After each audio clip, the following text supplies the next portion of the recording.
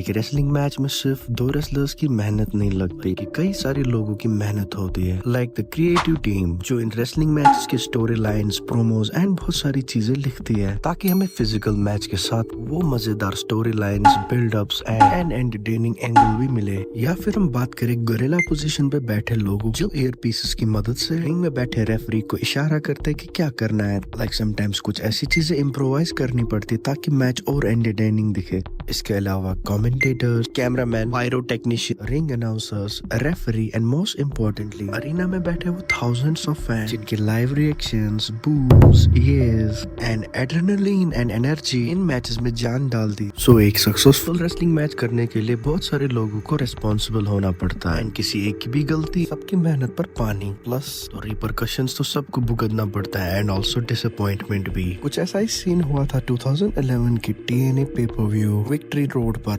जहां पर main event में एक वर्ल्ड हेवीवेट चैंपियनशिप मैच होने वाला था between defending champion the sting and the challenger Jeff Hardy, जहां पर जेफ हार्डी ने कुछ ऐसा कर दिया जिससे उनके करियर एंड रेपुटेशन पर फॉरएवर के लिए दाग लग गया। And this was the match जहां से जेफ हार्डी के रेसलिंग करियर का डाउनफॉल शुरू हुआ। एक ऐसा यूनिक डाउनफॉल जब जेफ हार्डी पॉपुलैरिटी के टर्म्स में ऑन टॉप थे।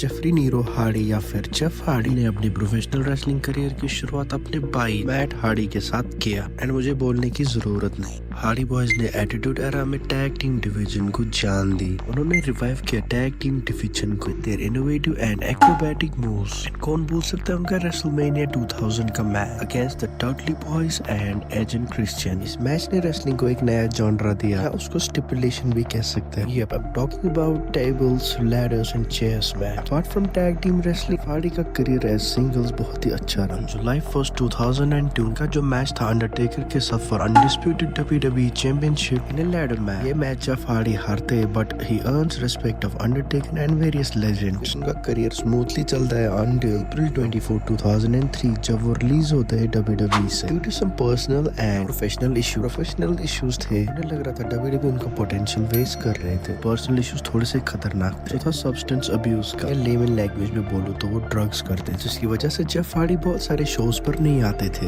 ट्रेनिंग अच्छे से नहीं करते, रिस्पॉन्सिबल थे, मैचेस अपने उस एनर्जी से नहीं खेलते थे जिस एनर्जी से वो पहले खेला करता। लाइक WCW, WWE को अपनी कंपनी की इमेज प्यारी थी। उन्होंने जेफ हार्डी से रिक्वेस्ट किया था कि वो रिहैब में चले जाए so that उनका ये ड्रग्स का इशू खत्म हो जाए, जिसको जेफ हार्डी रिफ्यूज करते हैं एंड ही वाज रिलीज्ड। अगर तुम लोगों ने ध्यान दिया तो मैंने कहा था अनलाइक WWE को इमेज अपनी प्यारी के लिए मुझे एक और स्टोरी कहनी पड़ी एंड इस स्टोरी का इंटरकनेक्शन है जेफ हार्डी की स्टोरी के साथ। लेट 90s WCW को चलाते थे Eric Bischoff and you know the NWO faction के एक मेंबर थे स्कॉट हॉल, या गरीबों के टोनी मोंडेना, रेजर रमोन, वो भी अपने टाइम पर अल्कोहलिक एडिक्ट थे। स्टोरी की रिसर्च के दौरान मैंने प्लेचर रिपोर्ट का एक आर्टिकल पढ़ा। इस आर्टिकल में बताया गया कि स्कॉट हॉल की वाइफ लिखती है एक letter to Eric Bischoff and Scott Hall के अदर फ्रेंड्स। की वाइफ इनसे कहती है कि वो स्कॉट हॉल को पंप ना करे थी, कि स्कॉट हॉल के साथ वो लोग काम ना करे। स्कॉट हॉल अपनी फैमिली के साथ बहुत ही बुरा सलूक करते थे, की वजह से उनकी family was falling apart. Eric Bischoff को स्कॉट हॉल का ये वाला साइड जानते हुए भी उनको काम दे रहे थे एंड इस इंसिडेंट की वजह से WCW का रेपुटेशन पे बहुत ही असर पड़ा था। बट WWE को अपनी रेपुटेशन प्यारी थी, उन्होंने जेफ हार्डी के साथ ऐसा नहीं होने दिया and they release Jeff Hardy in 2004। Jeff Hardy अब इंडिपेंडेंट सीन में चले गए where he was wrestling as Willow the Wisp, जो मुझे लगता है जेफ हार्डी का one of the coolest character है। वो पहली बार TNA ज्वाइन करते हैं 2004 as charismatic enigma. Jeff Hardy के मुंह पर एक पेंट होता, जेफ हार्डी वहां बन जाते हैं फैन फेवरेट। TNA में उनका रन अच्छा ही रहता है एंड इन 2008 वो WWE में वापस चले जाते। ये वाला रन उनके करियर का जनरेशनल रन होता है। इस रन के दौरान जेफ हार्डी जीते WWE चैंपियनशिप,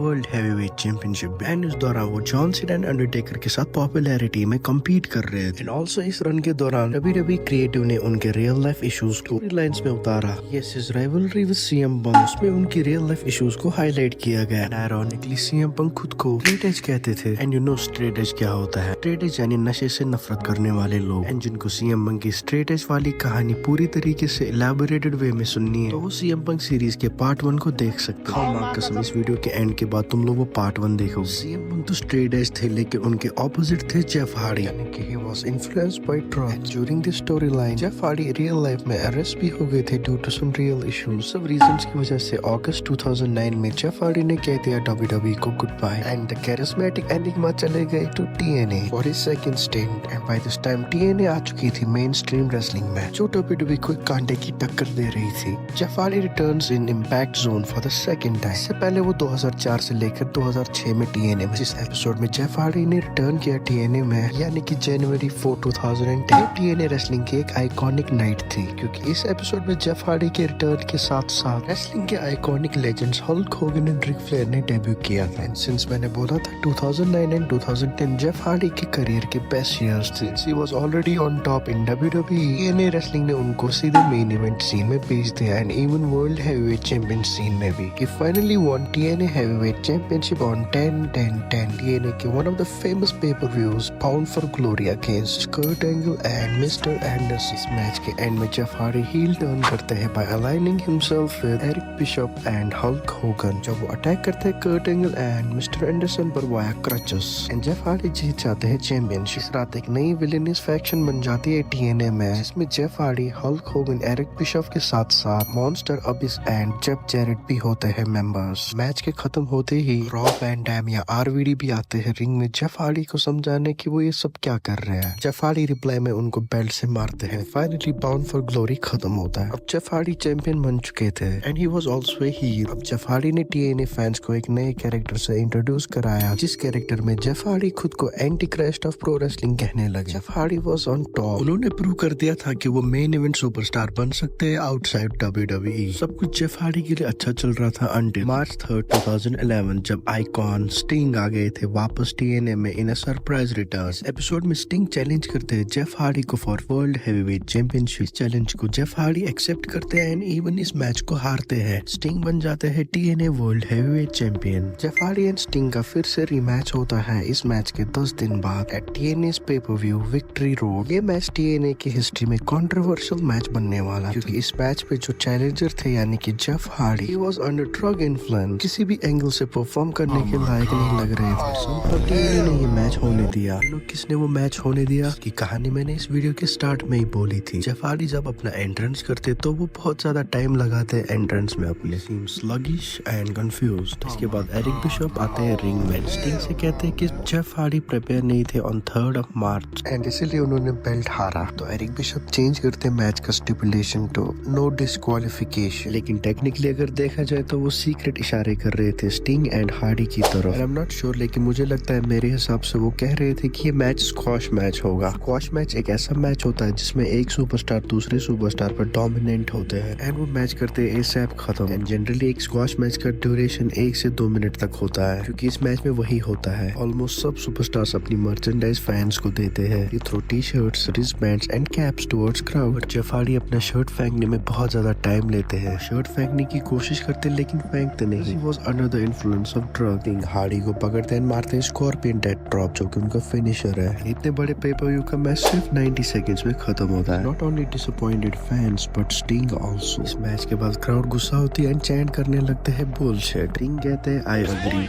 TNA विक्ट्री रोज खत्म होता है। इसी के साथ TNA पर बहुत सारे सवाल होते हैं लाइक उन्होंने कैसे जेफ हार्डी को खेलने दिया match under the influence and बहुत सारे सवाल हुए TNA के मेडिकल पॉलिसीज पर। सवालों से बहुत ज्यादा डैमेज पहुंचता है TNA की रेपुटेशन पर। जेफ हार्डी टॉप से पहुंच जाते हैं सीधे बॉटम पर। इस इंसिडेंट के बहुत सारे मंथ्स बाद जेफ हार्डी आते वापस रिहैब से, रिक्लेम्स TNA world heavyweight championship for the second time. लेकिन इस टाइम तक जेफ हार्डी की रेपुटेशन खत्म हो गई थी। इस वीडियो को यहीं पर एंड करते हैं क्योंकि जेफ हार्डी की बायोग्राफी वीडियो नहीं है। And also since I live in Kashmir तो यहाँ पर अभी विंटर्स चल रहे हैं उसकी वजह से मेरी फट चुकी है। I hope you understand in next video.